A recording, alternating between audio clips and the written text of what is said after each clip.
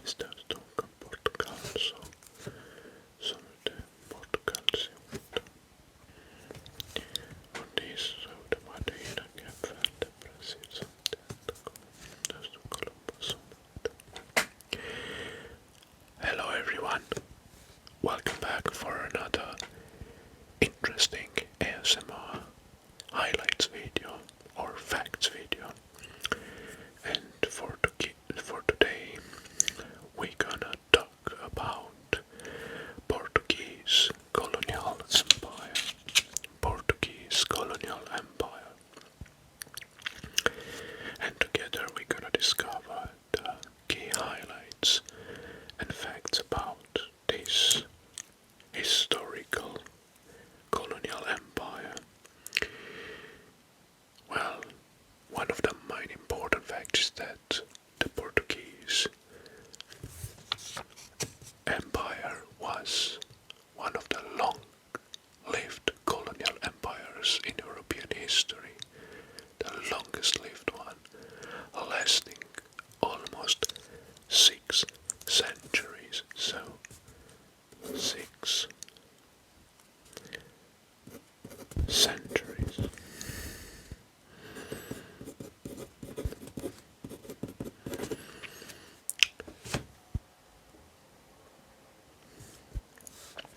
From the conquest of Ceuta, which is right here, conquest of Ceuta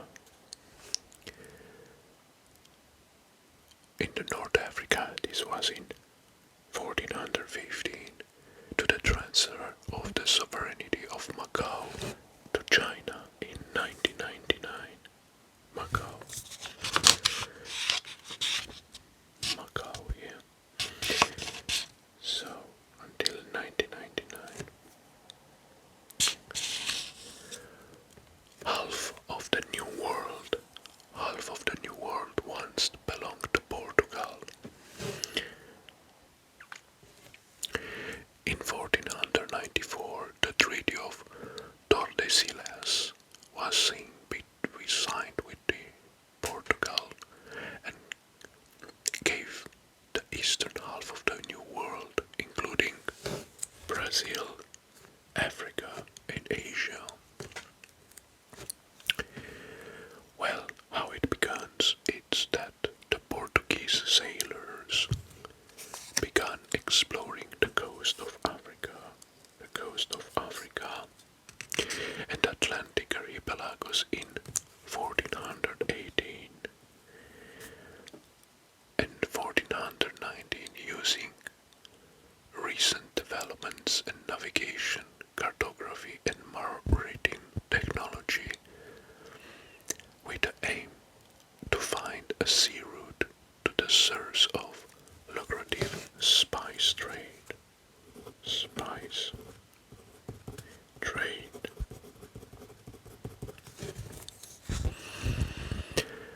So, the age of discovery began in the 15th century and marked by the efforts of Portuguese explorers such as Prince Henry the Navigator, Vasco da Gama, and Ferdinand Magellan. They sought new sea routes to Asia and Africa for trade purposes. So, like this, for trade purposes. In 1488, Bartolomeu Diaz rounded the Cape of Good Hope. The Cape of Good Hope. The Cape of Good Hope is right here. Cape of Good Hope. So that was in 1488. Bartolomeu Diaz rounded the Cape of Good Hope, and in 1498 Vasco da Gama reached India.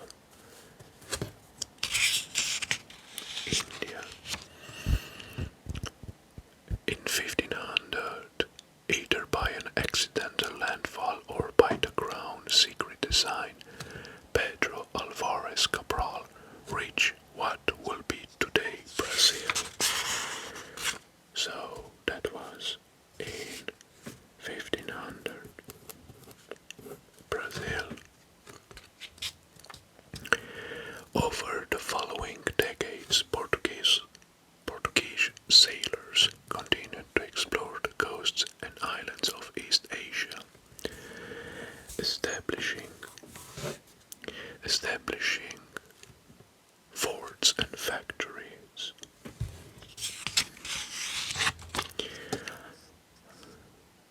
As they went by 1571,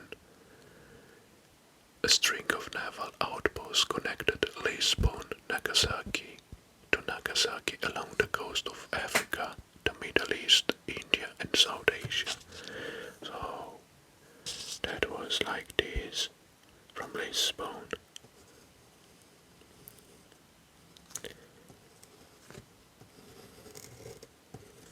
until Nagasaki, right here. Good. This commercial network and the colonial trade had a substantial positive impact on Portuguese economic growth. Now let's talk about Brazil, which was the largest Portuguese colony. Now, Pedro Alvarez Cabral claimed Brazil for Portugal in 1500. Over time, Brazil became a major source of wealth for the Portuguese Empire. Here is also Uruguay, so we could outline only Brazil.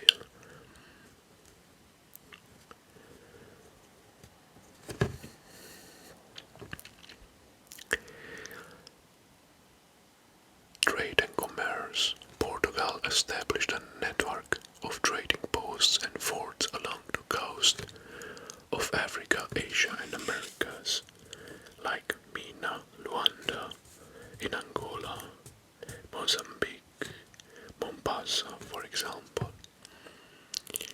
The empire was involved in trade of spice, precious metals, ivory and slaves, so they traded spice, ivory,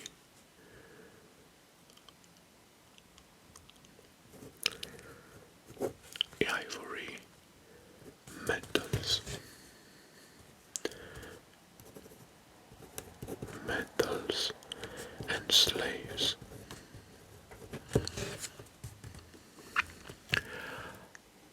However, as a demand for labor in the Americas grew with the expansion of sugar plantation, the Portuguese, along with other European powers, began to forcibly transport Africans to Americas as slaves.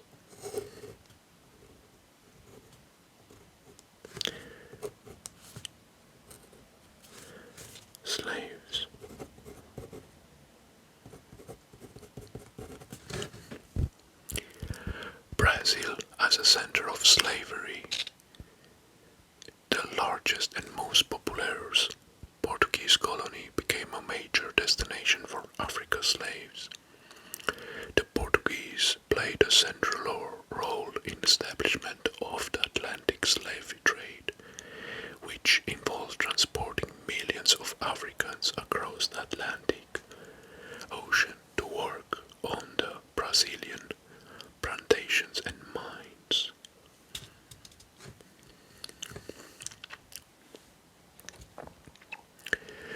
The Treaty of Windsor, the alliance between Portugal and England established by the Treaty of Windsor in 1386, is considered one of the oldest diplomatic alliances in the world. This alliance played a role in Portugal maintaining its independence during the times of the conflicts and helped or aided by the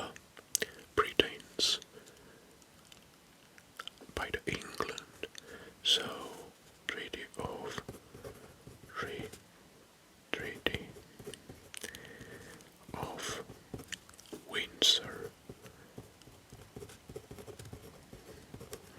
That was in 1386.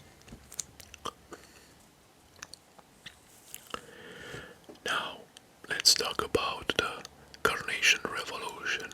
The Carnation Revolution that was in 1974 led to the end of the authoritarian Estado Novo regime in Portugal and the subsequent decolonization of its overseas territories. Now let's switch to the mine colonies and let's discover the mine colonies of the Portugal Empire. So, like I said, first was Brazil, the largest and most significant Portuguese colony. Brazil was claimed by, Pedro Alvares Cabral. Brazil became a major center for sugarcane production and later played a crucial role in the global coffee trade. The second one, it's Angola. Angola in Africa. Angola, located in southern Africa, was a Portuguese colony known for its natural resources including diamonds and oil. It gained independence in 1975 but was established as a colony in 1576.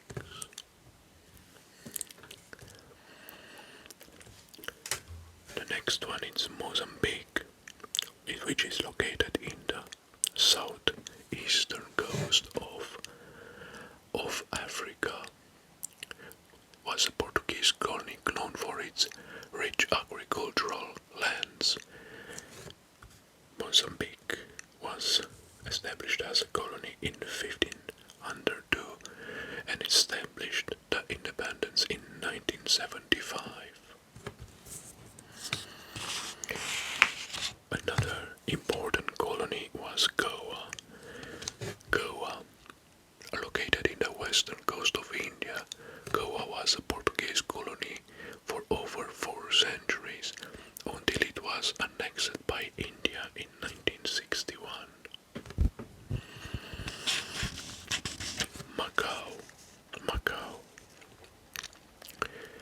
a Portuguese colony on the southern coast of China. Macau was known for its strategic location and thriving trade. It was handed back to China in 1999.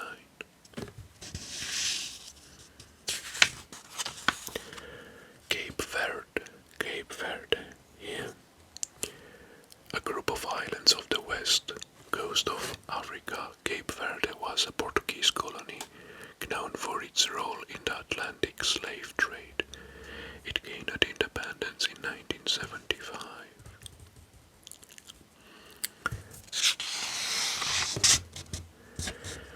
And now, East Timor. Yeah. Located in Southeast Asia, East Timor was a Portuguese colony until 1975, when it declared independence. It was later invaded by Indonesia and eventually gained full sovereignty in 2002.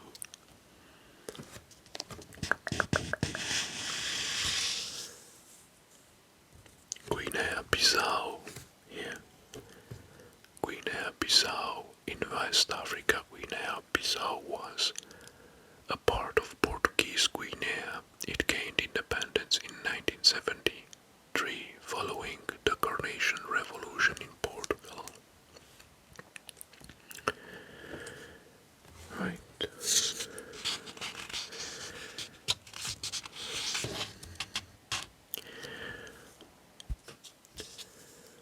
Sao Tome and Principe, yeah.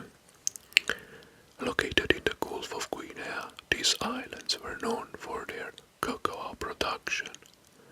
Sao Tome and Principe gained independence in 1975.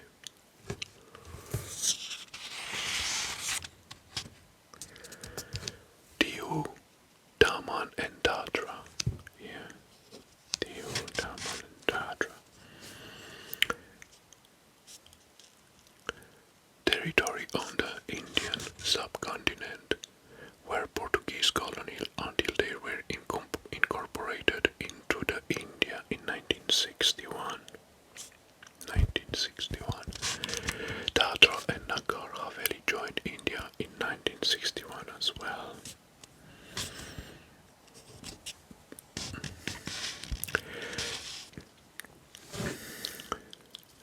Also another one was the Ceylon or Sri Lanka, today Ceylon, which was also part of the Portuguese Colonial Empire. These colonies. Beside that we have the islands of Madeira and Azores, which are under Portugal control even today.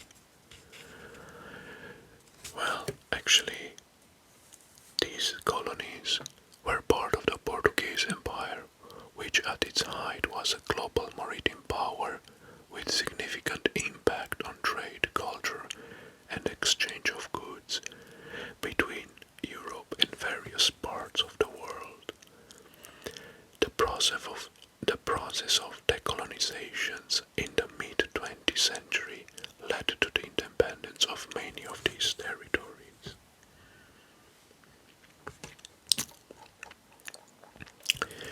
Now let's talk about the aftermaths. The aftermaths. Brazil as a center of slavery. Brazil, the largest and most populous Portuguese colony, became a major destination for African slaves. The Portuguese played a central role in the establishment of the Atlantic slave trade. Trade routes. The Portuguese Empire played an important role in establishing global trade routes connecting Europe, Africa, Asia, and the Americas. This legacy contributed to the development of global trade networks. Political systems. The administrative structure and political system introduced by the Portuguese left a lasting impact on the governance of the former colonies, influencing institutions and political practices. Carnation. The Carnation Revolution in Portugal in 1974 played an important role in the decolonization process of the colonies. The revolution led to political changes in Portugal and subsequent granting the independence of several former colonies. Well, understanding the aftermath of the Portuguese Empire requires acknowledging both its positive contributions and the negative consequences of colonialism. The complex legacy continues to shape the contemporary realities of the countries that were once part of the great Portuguese Colonial Empire.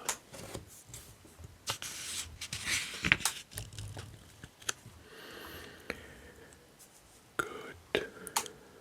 So, this is how the map looks like after we have done our analysis of the Portuguese Colonial Empire. Thank you very much for being with me today and watching this video, and I hope you enjoyed. If you have some comments, please leave them below, and also suggestions, write them down in the comment section. Until next time.